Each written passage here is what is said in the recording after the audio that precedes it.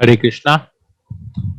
तो सभी भक्तों का बहुत बहुत स्वागत है आज के 26वें सत्र में 26th सेशन में, जहां पर हम लोग रामायण के ऊपर चर्चा कर रहे हैं। तो हमने देखा कल किस प्रकार हनुमान जी पूरे अशोक वाटिका को तहस नहस कर देते हैं और वहां जो राक्षसियां होती हैं वो तुरंत दौड़ते हुए रावण के पास जाती है और रावण को कहती है कि एक वानर ने पूरी वाटिका को उजाड़ दिया है। और रावण क्रोधित हो जाता है, बहुत क्रोध में आ जाता है। क्यों? क्योंकि वो अशोक वाटिका रावण ने पर्सनली डिजाइन किया था। तो उसे बहुत क्रोध आता है और वो पूछता है कि सीता तो ठीक है ना? बोलते हाँ। बोले सीता जहां वृक्ष, जिस वृक्ष के नीचे थी, उस वृक्ष को छोड़ के बाकी पूरी अशोक वाटिका तहस नहस हो गई है। और ये जरूर सीता का ही कोई है, क्योंकि हमने उसको, उस वानर को देखा, सीता से बात कर रहा था। तो जरूर सीता के जान पहचान का कोई है। तो रावण और भी क्रोधित हो जाता है।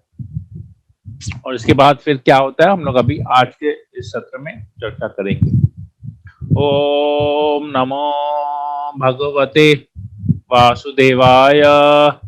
ओम नमो भगवते वासुदेवाय। ओम नमो भगवते वासुदेवाय। तो रावण के सेना में किंकर नामक एक सेना है, असुरों की सेना है, राक्षसों की। तो 80,000 किंकर को रावण ने आदेश दिया कि जाओ उस वानर को पकड़ो और उसको पकड़ के मेरे पास लेके आओ। तो वो सारे वानर, सारे राक्षस जो हैं, पूरी किंकर सेना जो है जाती है और हनुमान को चारों तरफ से घेर लेती है। और वो लोग अपने अपने अस्त्र शस्त्र से हनुमान को मारने के लिए जाते हैं। तो हनुमान एक ही झटके में सबको जो है गिरा देता है। ये लोग क्या करते हैं, वहां पर अशोक वाटिका का बहुत बड़ा एक गेट होता है। वो गेट जो है लोहे का गेट होता है, एक आर्च बना हुआ रहता है, उधर गेट रहता है। तो वो लोग उस गेट को उठाते हैं सब मिलके और हनुमान की तरफ मारने के लिए दौड़ते हैं सब। हनुमान क्या करता है, उस गेट को पकड़ता है, उसमें से एक लोहे के रॉड को निकालता है और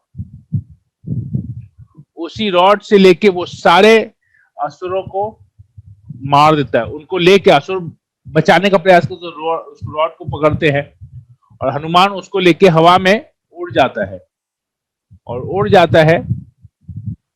और ये सारे असुर उससे उसको पकड़े हुए रहते हैं और ऊपर जाते हुए वो वापस जोर से जमीन में गिरता है। और ये जो सारे असुर होते हैं वो सब भी जमीन में गिरते हैं और सब जो है सबकी चटनी बन जाती है।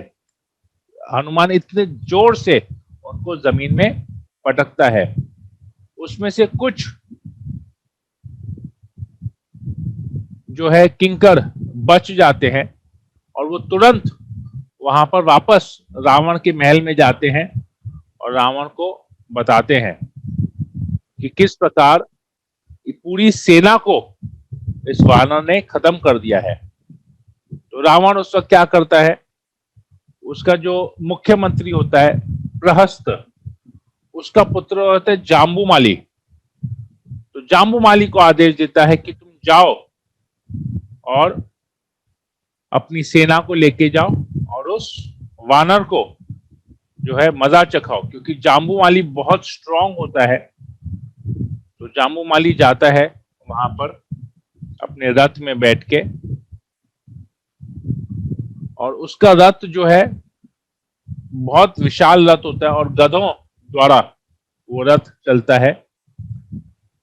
और उसने वो जैसे ही हनुमान को वहां पर देखता है तो तीर निकालता है, अपने बाण निकाल के धनुष पे चढ़ा के हनुमान की तरफ मारता है। तो हनुमान जैसे ही ये देखता है, वो तीर जाके हनुमान को लगती है, उसके चेहरे पे वो एम करता है और 10 तीर एक साथ, और वो जो तीर है वो साधारण तीर नहीं होते, पूरे लोहे के बने हुए तीर होते हैं, और वो हनुमान के चेहरे की तरफ उसको निशाना, हनुमान के चेहरे को निशाना बना के हनुमान की तरफ छोड़ता है। तो हनुमान तुरंत क्या करता है, वहां पर जैसे उसको तीर लगता है, हनुमान भी जोर से चिल्लाता है, और वहां पर पड़ा हुआ एक बहुत बड़ा पत्थर, पहाड़ के समान एक पत्थर होता है, उसको उठाता है और जाम्बूवाली के तरफ उसको जो है फेंकता है।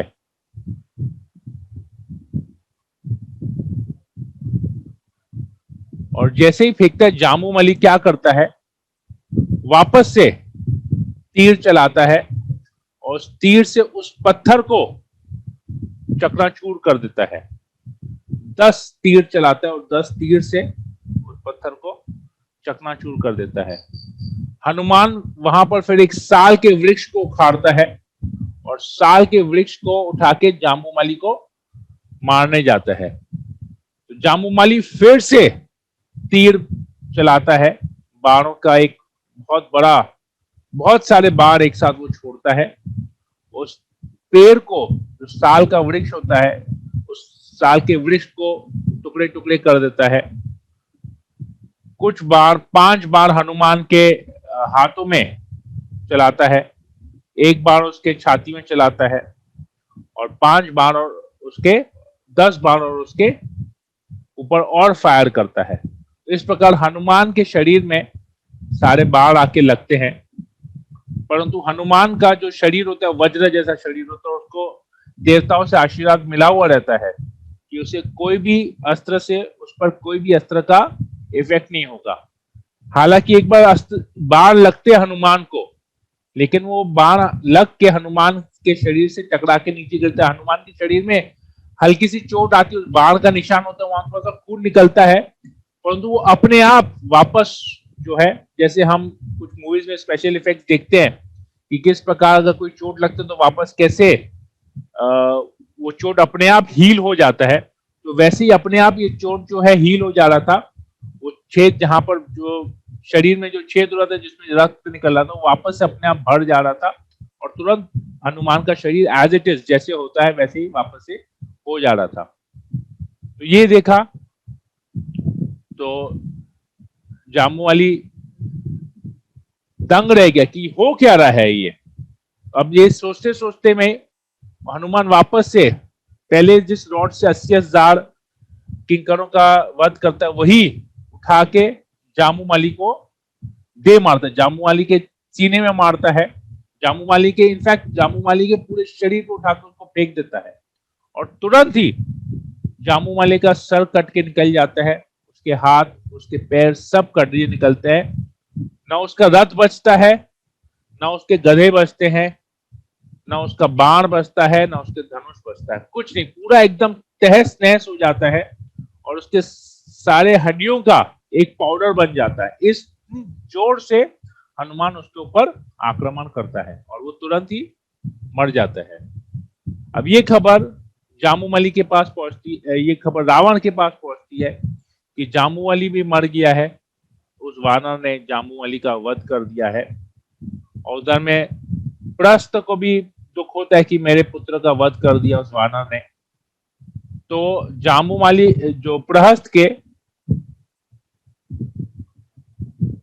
7 पुत्र और होते हैं जो एक से एक महायोद्धा होते हैं, और रावण उनको कहता है कि तुम लोग जाओ, सातों पुत्रों को आदेश दे कि तुम एक एक अपनी एक एक विशाल सेना लेके जाओ और उसको सबक सिखाओ। तो ये लोग जाते हैं हनुमान की तरफ, सब दिशाओं से हनुमान की तरफ अटैक करने के लिए तैयार हो जाते हैं। हनुमान क्या करता है, हवा में उछलता है और फिर नीचे जैसे ही आता है तो ये लोग सब जो है एक बाणों की वर्षा समान उसके ऊपर बाण चलाते हैं, जैसे लगता है बाणों की वर्षा हो रही है। और वो सारे बाण से हनुमान का पूरा शरीर ढक जाता है, जैसे लगता है यहाँ पर एक विशाल पहाड़ है, बाणों का पहाड़ है। तो हनुमान पूरा ढक जाता है उससे। तो इन लोगों को लगता है कि इन्होंने आखिर में उस वानर को जो है मार गिराया, परंतु हनुमान अपने शरीर को केवल थोड़ा सा ऐसे हिलाते हैं और वो सारे बाण उसके शरीर से निकल के सारे असुरों को, जितने भी राक्षस हो, पूरी सेना को एक एक करके सारे बाण सब वापस उनमें जाके लगते, सब वहां पर घायल हो जाते हैं, कुछ मर जाते हैं, कुछ घायल हो जाते हैं, वहां पर गिर जाते हैं। तो फिर जो बचते हैं, हनुमान किसी को घूसा मारता है, किसी को अपने पैरों तले कुचल देता है, किसी को अपने नाखूनों से चीर देता है। इस प्रकार हनुमान सबका वध करता है। किसी को ऐसे पकड़ के अपने सीने से ऐसे चाप देता है, वो पिचक के मर जाता है। किसी को अपने जांघों से चाप देता है, वो पिचक के मर जाता है। ऐसे करके सब मतलब केवल असुरों का वध हुए जा रहा है, वो भी होलसेल में वध हो रहा है। तो ये जितने भी बचते हैं ये लोग सब जो है ये सातों तो मर जाते हैं, और जो थोड़े बहुत सेना के जो बच जाते हैं वो सब अलग अलग दिशाओं में डर के मारे भागने लगते हैं। तो फिर जब ये सब वहां से जो बचे कुछ थोड़े बहुत बचते हैं वो भाग जाते हैं, हनुमान वापस अपने आप को अशोक वाटिका के ऊपर, गेट के ऊपर वापस बैठ जाता है और फल खाने लगता है, अंगूर खाने लगता है, सेब खाने लगता है। बोलता है एक बार हो गया, पहले 80,000 किन्नर को हराया, फिर जामुवाली को हराया, फिर 7 और योद्धाओं को उसके उनकी सेनाओं सहित मैंने हरा दिया। वापस से भूख लग रही है, फिर बैठ जाते हैं वहां पर खाने के लिए। तो अभी रावण अपने 5 मुख्य सेनापति जो होते हैं उनको बुलाते हैं, विरूपक्ष, युपक्ष, दुर्धर, प्रघास और भस्सकर्णा। इन 5 को बोलते हैं कि तुम लोग जाओ और हनुमान को बंदी बना के मेरे पास लेके आओ। फिर साथ ही साथ बोलता है उनको, ये कहता है कि मैं जिस हिसाब से सुन रहा हूं यह वानर जो है सबको मारे जा रहा है, मुझे लगता है ये कोई साधारण वानर नहीं है, इसमें जरूर कोई मायावी शक्ति होगी। क्योंकि मैंने वाली के बारे में सुना है, मेरा वाली के साथ पर्सनल एक्सपीरियंस हुआ है, वो बहुत शक्तिमान है, बहुत शक्तिशाली। उसका भाई सुग्रीव भी अत्यंत शक्तिशाली है, जाम्बवन भी शक्तिशाली है, परंतु जाम्बवन तो अभी बूढ़ा हो गया है। तो ये कौन सा वानर है? मैं तो इन 3 जनों के बारे में जानता हूं कि ये लोग बहुत शक्तिशाली है, परंतु ये कैसा वानर है इसके बारे में मैंने आज तक कभी सुना नहीं है। तो तुम लोग जाओ और थोड़ा पर तुम लोग संभल के जाना, बुद्धिमानी से कार्य करना, क्योंकि तुम लोग 5 मेरे मुख्य यहाँ के असुर राक्षस हो, सबसे शक्तिशाली हो, तो तुम लोग उस हिसाब से जाओ और एक स्ट्रैटेजी बना के जाओ किस प्रकार तुमको उस वानर को अपने वश में, कंट्रोल में लाना है। तो जैसे ये लोग वहां पहुंचते हैं, हनुमान जी को देखते हैं, हनुमान वापस से अपने शरीर को बहुत बड़ा कर देते हैं। तो सबसे पहले दुर्धर उस पर आक्रमण करता है, दुर्धर उसके ऊपर 5 बाण चलाता है और सीधा उसके सर पे चलाता है, हनुमान जी के सर पे निशाना लगाता है और 5 बाण उसके सर पे जाके लगता है। फिर दुर्धर क्या करता है, हवा में, आकाश में जाता है और 100 की संख्या में वो उसके ऊपर, हनुमान के ऊपर बाण चलाता है। हनुमान केवल एक फूंक मारता है और वो सारे बाण 100 की मात्रा में 100 करके छोड़े जाते हैं बाण, और हनुमान केवल फूंक मारता है और वो सारे बाण जो है नीचे जमीन में गिर जाते हैं। और फिर हनुमान क्या करता है, जिस प्रकार एक पहाड़ अगर जमीन पे गिरता हो कैसा होता, उसी प्रकार हनुमान उस दुर्धर के रथ के ऊपर से आके इतनी जोर से छलांग लगाता उस रथ के ऊपर आके गिरता है, तो रथ पूरा टूट जाता है। दुर्धर भी जो है नीचे आके गिरता है। तो उस रथ को 8 घोड़े चला रहे होते हैं, तो रथ भी चकनाचूर हो जाता है, 8 घोड़े भी मर जाते हैं, दुर्धर भी वहीं पर ही खत्म हो जाता है। उसको देख के फिर विरूपक्ष और युपक्ष वो लोग आते हैं। वो लोग इस प्रकार हवा में उड़ते हैं और अपनी गदा के साथ हनुमान के ऊपर वार करते हैं। हनुमान के सीने में वो लोग एक तरफ से विरूपक्ष, दूसरी तरफ से युपक्ष, ये लोग दोनों आते हैं अपनी गदा उठाए और हनुमान के सीने में, छाती में वार करते हैं। जैसे ही वो लोग उसकी छाती के ऊपर वार करते हैं, हनुमान नीचे जमीन पे आता है और एक साल का पेड़ वापस से उखाड़ता है पेड़ वापस से, और उसी पेड़ से उन दोनों को एक ऐसे जोर से घुमाता है और उन दोनों को एक ही भार में धराशायी कर देता है। उन दोनों को वहीं पर ही उनकी मृत्यु हो जाती है। फिर प्रघास आता है। प्रघास और भस्मकर्ण, वो लोग दोनों भाला से हनुमान के ऊपर अपनी भाला को छोड़ते हैं। एक हनुमान के बाएं हाथ में, दूसरा हनुमान के दाएं हाथ में। वो लोग भाला छोड़ते हैं, दोनों उसके दोनों हाथों में जाके लगता है और उनके हाथों, हनुमान जी के हाथ से थोड़ा सा रक्त भी निकलने लगता है। फिर हनुमान जी क्या करते हैं, तुरंत ऐसे हाथ केवल ऐसे करते हैं और वो दोनों भाला गिर जाता है नीचे, और वो वहां पर पहाड़ के टुकड़े को उठा के इनके ऊपर फेंकते हैं और ये लोग दोनों उस पहाड़ के वजन के नीचे आके दोनों मर जाते हैं। तो इस प्रकार पांचों जो मुख्य आर्मी जनरल्स होते हैं रावण के, और साथ ही साथ इनकी जो आर्मी होती है, क्योंकि एक एक जनरल एक एक जो है हजार राक्षसों की सेना लेके आया था, सारी सेना को तुरंत वहां पर खत्म, हनुमान सबको खत्म कर देता है। कैसे खत्म करता है, जो रथ में आते हैं उनके रथ को उठाता है, दोनों हाथ से रथ को उठाता है, रथ को ऐसे आपस में टकरा के फेंक देता है। जो घुड़सवार होते हैं, जो घोड़े पे आते हैं, घोड़ों को ऐसे उठाते हैं, घोड़ों को ऐसे आपस में टकरा के घोड़ों की चटनी बना देते हैं।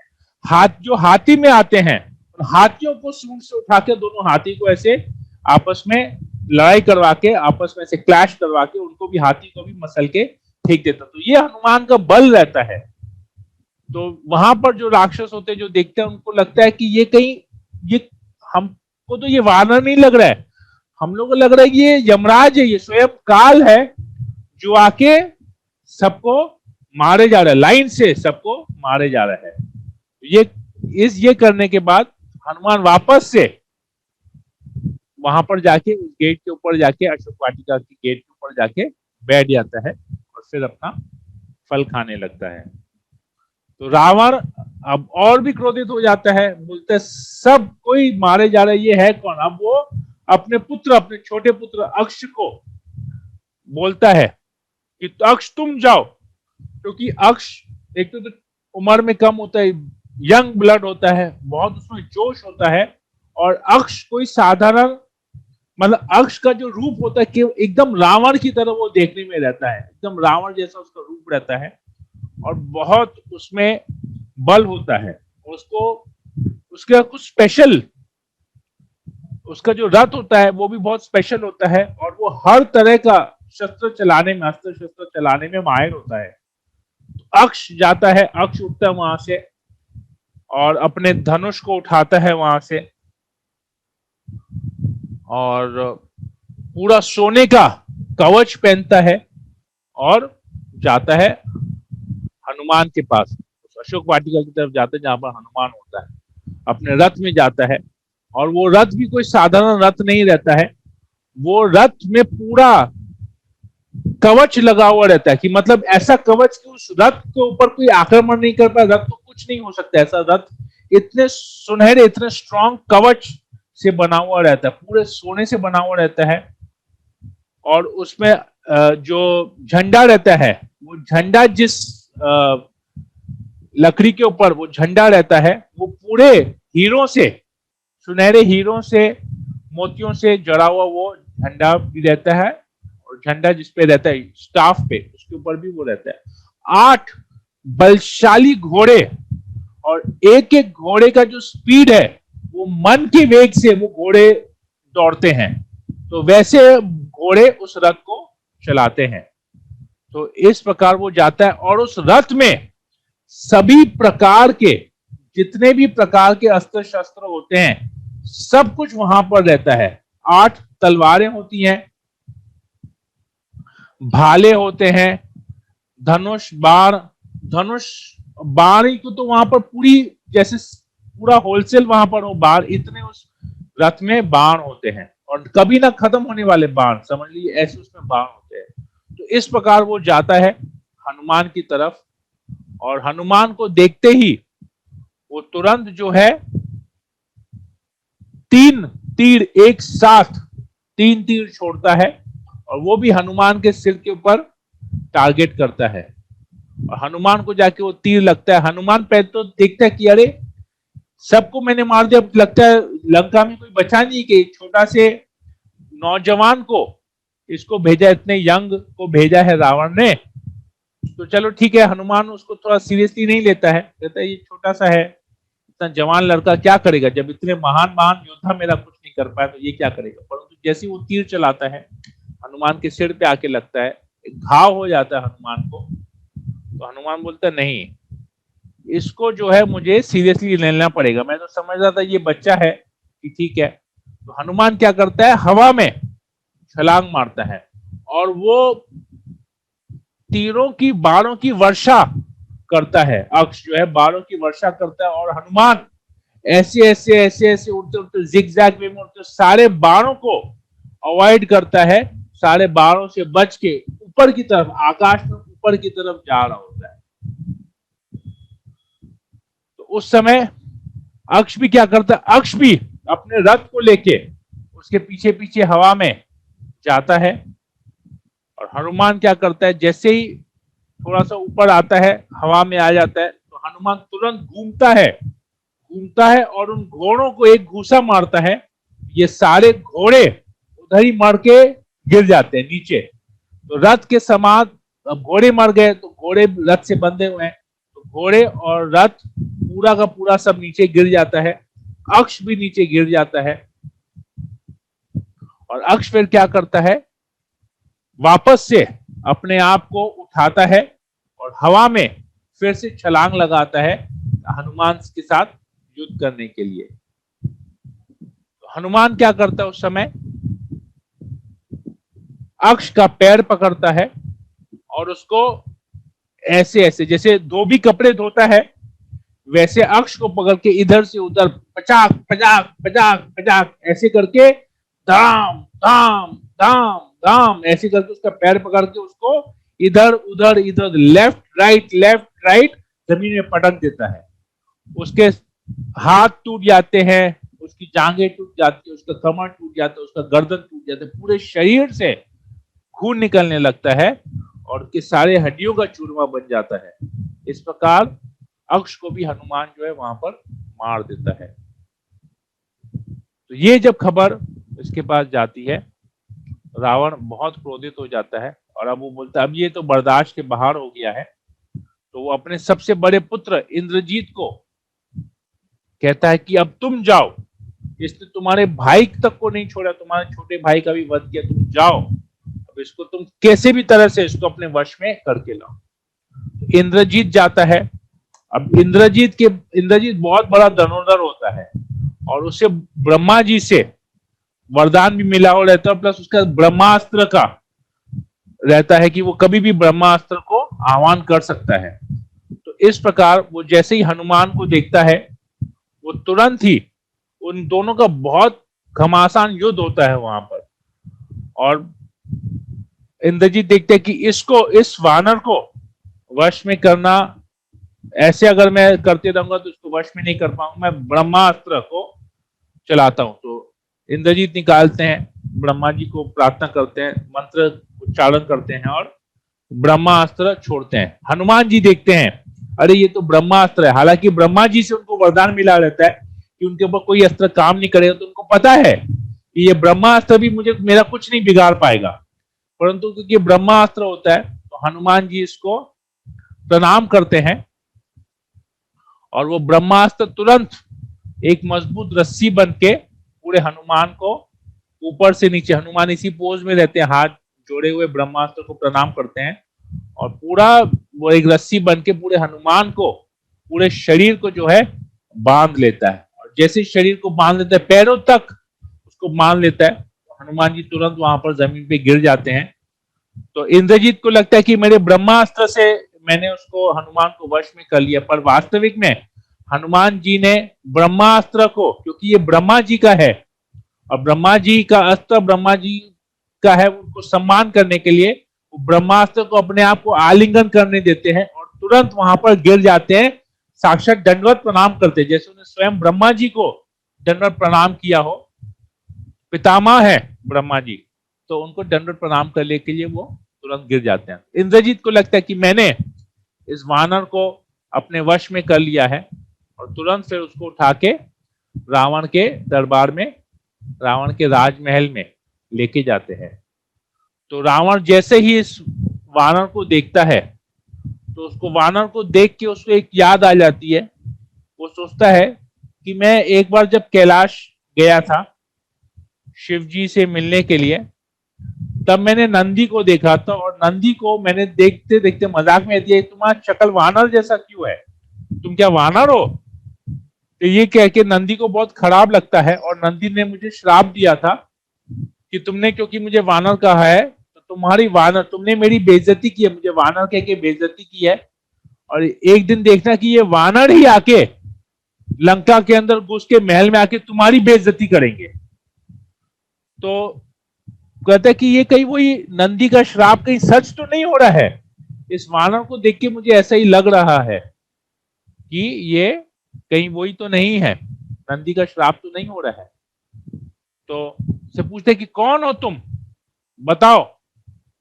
तो हनुमान जी कहते हैं मैं हूं राम का दूत हनुमान, और अगर तुम मेरी बात मानो तो मैं तुमको सलाह देने आया हूं। हालांकि मुझे, तुमने देखा कि मैंने सब कुछ तहस नहस कैसे कर दिया है, तुम्हारे सेनाओं को, योद्धाओं को, सबको मैंने मार दिया है। तो अगर मेरी बात मानो, मैं तुमको एक सलाह देने आया हूं कि तुम जो तुरंत अपने गलतियों का प्रायश्चित कर लो, क्योंकि तुमको लगता है कि तुमको वरदान मिला है, तुमने जो तपस्या किया है, तपस्या करके तुमको जो ब्रह्मा जी से वरदान मिला है कि तुमको कोई भी देवता या कोई भी गंधर्व या कोई भी यक्ष तुम्हारा वध नहीं कर सकता है। पर समझ लो तुम्हारा खराब समय अभी शुरू हो गया है, क्योंकि तुमने राम से पंगा लिया है। ये वही राम है जिसने अकेले 14,000 राक्षसों को जनस्थान में अकेले 1 घंटे के अंदर सबको खत्म कर दिया। ये वही राम है जिसने वाली का वध किया, और वो वाली जिसने पूंछ पे लपेट के तुमको गायत्री किया है और तुम अपने आप को छुड़ा नहीं पाए। ऐसे महावीर वाली का वध भी राम ने केवल एक तीर चला के कर दिया है। तो तुम अब सोच सकते हो, अब यही राम, अभी सुग्रीव से इसने मित्रता कर ली है, अब तुम सोच सकते हो कि ये राम कितना बड़ा धनुर्धर है, कितना बलशाली है। और अगर तुम अपने आप को, अपनी लंका को अगर बचाना चाहते हो तो तुरंत तुम सीता को इज्जत से रिहा कर दो और राम के हवाले कर दो। साथ ही साथ तुम एक चिट्ठी लिखो, अगर तुम राम के पास जाके क्षमा नहीं मांग सकते हो, तुम एक चिट्ठी लिख दो कि हे प्रभु राम, मैं अज्ञानतावश होके मैंने बहुत बड़ी गलती की है, मैंने सीता माता का हरण किया है और अभी मैं उनको आपके हवाले करता हूं, आपके पास वापस सौंपता हूं, कृपया मुझे क्षमा करें। रामचंद्र इतने दयालु हैं और वो चिट्ठी मुझे ही दो, मैं ही वापस वो चिट्ठी लेके जाऊंगा और रामचंद्र के चरणों में रखूंगा। वो इतने दयालु हैं कि तुमको तुरंत क्षमा कर लेंगे। तो तुम्हारा पूरा वंश, तुम्हारा पूरा कुल, तुम्हारा ये पूरी नगरी, तुम्हारा सब कुछ तबाह होने से बच जाएगा। तो तुम ऐसा करो, ये मेरी तरफ से तुमको बहुत सलाह है, तुम ये करो। तो अब ये सुनता है तो रावण और क्रोधित हो जाता है। रावण कहता है कि तुम एक वानर मुझे सलाह दे रहे हो, ऐसा कभी नहीं हो सकता। तुम जानते नहीं हो कि मैं कौन हूं। मैं रावण हूं, मैं त्रिलोकेश्वर हूं, मैं लंकेश्वर हूं, मैं रावण हूं। बोला मैं सब जानता हूं, तुम क्या हो क्या नहीं मैं सब जानता हूं। मैं अकेला एक वानर, तुम्हारी इतनी बड़ी सेना को मैंने अकेले ही यहां खत्म कर दिया। अब सोचो, एक विशाल सेना आने वाली है, उससे तुम्हारा, मैं अकेला एक वानर, मैं तो तुच्छ सा वानर हूं। भगवान रामचंद्र की जो सेना है उसमें वानरों की जो सेना में तुच्छ वानर हूं, एक साधारण एक वानर हूं। मैंने ये हालत किया है लंका का। तो सोचो अगर पूरी वानर की सेना आएगी तो तुम्हारा क्या हालत होगा। तो रावण कहता है कि तुम मेरे नगरी में, मेरे राजमहल में, मेरे मंत्रियों के सामने, मेरे समक्ष होके तुम ये दुस्साहस कर रहे हो कि तुम मुझे एडवाइस करो क्या करना नहीं करना है। मैं तुम्हें मृत्यु दंड देता हूं। और वहां पर खड़े राक्षस बोलते हैं कि इसको मारो, तुरंत इसको जान से मार डालो। तो उसी वक्त विभीषण वहां आ जाते हैं और विभीषण कहते हैं नहीं रावण ये गलती मत करना,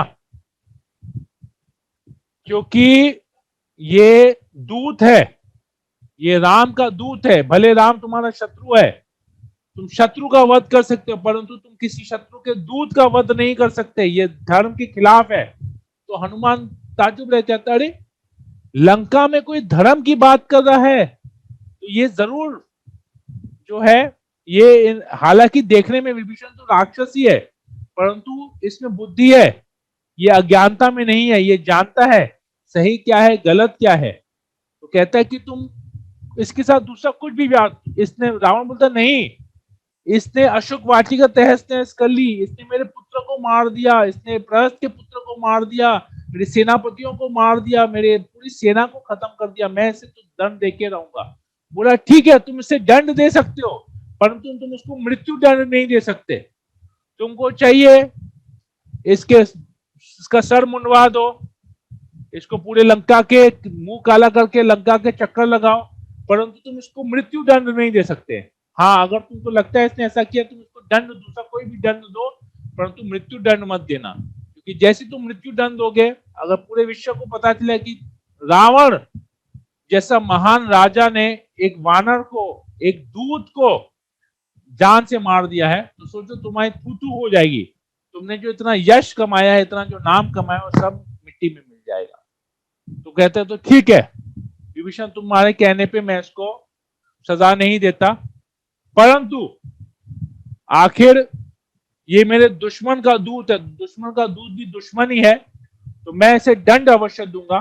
क्योंकि ये वानर है और वानर के शरीर में सबसे सुंदर श्रृंगार होता है इसकी पूंछ, तो इसके पूंछ को ही आग लगा दो, इसके पूंछ को खत्म कर दो, ताकि ये जब वापस जाए तो ये मंकियों, ये जो वानर है, वानरों में ये एक मजाक बन के रह जाए। क्योंकि ये एक ऐसा वानर होगा जिसकी पूंछ नहीं है, तो इसके पूंछ में आग लगा दो।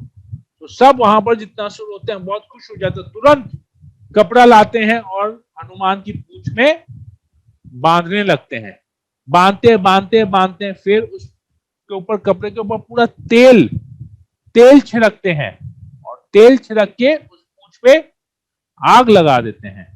और आग लगा के सब लोग जोर जोर से हंसने लगते हैं, हा हा हा हा, देखो वानर की पूंछ में आग लग गई, देखो कितना तहस नहस किया था। अब देखो कैसे एक छोटे से जो है बन के, भीगी बिल्ली की तरह बन के एकदम चुपचाप है, देखो देखो आखिर इसको इसके किए की सजा मिल गई। ऐसे करके सब हंस रहे थे। ऐसे करते करते हनुमान को तानते हुए वो लोग बाहर लेके गए कि पूरी लंका में इसको अभी इसका जुलूस निकालेंगे और सबको दिखाएंगे, देखो ये जिसने इतना सब कुछ यहाँ उत्पात मचाया उसको हमने क्या सजा दी है। तो ऐसे सब, और सब लोग जो है नगाड़े बजाते हुए, ढोल पीटते हुए लंका के रास्ते में लोग सब जाते हैं, जैसे बहुत बड़ा एक जुलूस निकला हो वैसे हनुमान को लेकर जाते हैं। और हनुमान बड़े आनंद में चलता है। हनुमान को हल्का सा भी जलन नहीं महसूस होता। क्यों जलन नहीं महसूस होता? क्योंकि जिस समय उसकी पूंछ पे आग लगती है तो जो कुछ राक्षसियां वहां पर होती है, राक्षसियां वो होती हैं और तुरंत सीता के पास दौड़ती हुई जाती है और कहती है कि रावण ने हनुमान की पूंछ में आग लगा दिया है।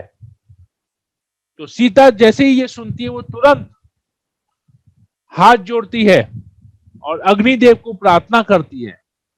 कहती है यदि अस्ति पति शुश्रूषा, यदि अस्ति चरितम तप, यदि च अस्ति एक पत्नी त्वम शितो भव हनुमत। कहते हैं यदि अस्ति पति शुश्रूषा, अगर मैंने कभी भी अपने पति की सेवा की है, यदि अस्ति चरितम तप, अगर मैंने कभी जीवन में तपस्या की है, यदि च अस्ति एक पत्नी त्वम, यदि मैंने पत्नी एक आदर्श पत्नी का अगर मैंने फर्ज निभाया है, पतिव्रता पत्नी का अगर मैंने धर्म निभाया है, तो शीतो भव हनुमान, तो हे अग्निदेव हनुमान को आप शीत प्रदान कर, उसके शरीर को ठंडा रखें, उसके शरीर को जलने न दे, उसके ऊपर अग्नि का जो प्रभाव है, जो जलन है, उसके शरीर में वैसी जलन महसूस नहीं होते ना, आप उसको शीत प्रदान करें, उसके शरीर को आप ठंडा रखें।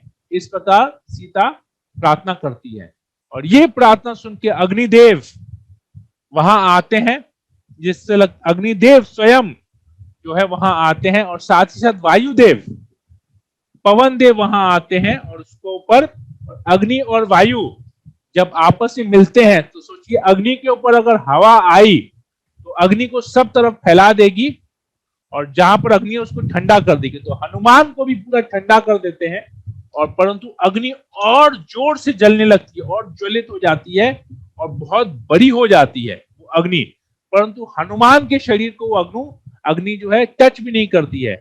हनुमान सोचता है अरे ये अग्नि तो मेरे शरीर में, मेरा पूंछ जल रहा है, अग्नि इतनी और ज्वलित हो गई, इतनी महान अग्नि और हो गई है, इतना बड़ा हो गया ये आग, परंतु मेरे शरीर में कोई दर्द क्यों नहीं हो रहा है?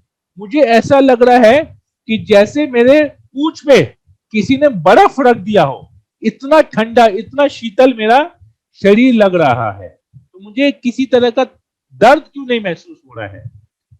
तो अब ऐसे कर ये सोच रहे हैं और ये लोग जितने भी राक्षस हैं वो हनुमान को रास्ते में लेते हुए जा रहे हैं। तो हनुमान जी पूछते हैं ये किसका घर है? तो वहां पर वो एक राक्षस बोलते है ये मेरा घर है, दूसरा बोलता है वो देखो वो मेरा घर है, ये देखो ये बड़ा वाला जो ये मल्टीप्लेक्स जो है ये मेरा बना हुआ है, ये जो मल्टी स्टोरेज अपार्टमेंट है मेरा है। वो कहता है वो देखो वो ड्यूप्लेक्स फ्लैट मेरा है। ऐसे करके एक एक राक्षस, एक एक असुर कहता है ये मेरा है, ये मेरा, ये मेरा। तो हनुमान पूछता अच्छा विभीषण का घर कौन सा है? तो वो पीछे में वो देखो वो वहां पर विभीषण का घर है। हनुमान सब चीज, अब उसको हनुमान के मन में दो ही चीज था, विभीषण का घर उसने देख लिया और अशोक वाटिका उसने देख ली थी। तो ये दो जगह छोड़ के हनुमान वहां से उछला, ऐसा उछला कि वो पूरे लंका में हर घर के ऊपर जा जाके उस घर को आग लगाने लगा। लंका सोने की लंका बनी थी और सोने की लंका को उसने पूरा आग लगा दिया। केवल एक विभीषण का घर और एक अशोक वाटिका उसने छोड़ दिया और बाकी पूरी लंका को आग लगा दिया। इससे हमको बहुत सुंदर शिक्षा मिलती है कि हनुमान जी ने यहाँ पर क्रोध दिखाया पर क्रोधित नहीं हुए। जब कोई व्यक्ति हम अक्सर देखते हैं, जो व्यक्ति क्रोधित होता है ना वो तहस नहस कर देता है, वो सही गलत कुछ नहीं देखता है, केवल अपने क्रोध का प्रदर्शन कर देता है क्योंकि वो क्रोधित होता है, क्योंकि क्रोध उसको कंट्रोल कर रहा है। पर यहाँ पर क्रोध दिखाना और क्रोधित होने में यही अंतर है। क्रोधित होने में क्रोध हमको अपने वश में कर लेता है क्योंकि क्रोध रजोगुण से आता है, तो हम रजोगुण के वश में आ जाते हैं। परंतु इधर हनुमान क्रोध प्रकट कर रहा है, क्रोध दिखा रहा है, मतलब वो क्रोध को पूरी तरह से अपने वश में करके रखा है। तो यही एक जो असली भक्त होता है, जो शुद्ध भक्त होता है, वो उचित समय पे क्रोध को प्रकट करता है और उसको अपने वश में रखता है। वो क्रोध से वशीभूत नहीं होता, वो 3 गुणों के अंदर में 3 गुणों से प्रभावित नहीं होता है, विशेषकर रजोगुण और तमोगुण से प्रभावित नहीं होता है। वो 3 गुणों के ऊपर रहता, तभी वो क्रोध को भी कंट्रोल कर पाता है।